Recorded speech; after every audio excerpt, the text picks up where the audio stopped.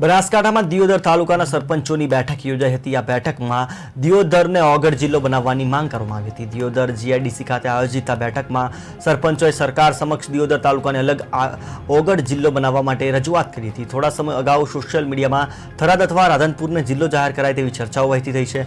બંને તાલુકાની સાથે દિયોદરના નગરજનોએ પણ ઓગળ જિલ્લો જાહેર કરવા માંગ કરી છે। બનાસકાંઠાના અનેક ગામોમાં લોકોને 100 કિલોમીટરનું અંતર કાપી સરકારી કામકાજ માટે પાલનપુર સુધી જવું પડે છે। દિયોદરને જિલ્લાના મહત્વપૂર્ણ કેન્દ્ર તરીકે માનવામાં આવતું હોવાથી જિલ્લાનું વિભાજન કરી દિયોદરને ઓગળ જિલ્લો બનાવવામાં માંગ કરાઈ છે। અમારા દીવ તાલુકો હાલની અંદર મધ્ય બિંદુ વચ્ચે આવે છે। પછી દીવદરથી રાધનપુર પણ 28-30 કિલોમીટર થાય, થરાદ પણ 28-30 કિલોમીટર થાય, લાખણી 15-16 કિલોમીટર થાય, કોંકરેજ તાલુકો 15 થી 18 થાય, ભાભર 18 થાય। એટલે અમારી માંગ કે રાધનપુર છોતરપુર જિલ્લો થાય એની જગ્યાએ 2018ની સાલમાં રૂપાણીભાઈની સરકારમાં અગાઉ નક્કી થઈ ગયેલો હતો, ઓગળ જિલ્લો જાહેર કર્યો હતો એવું નોંધ લેવા, પણ પાછળથી એનો કોઈ નિકાલ આવ્યો નહોતો।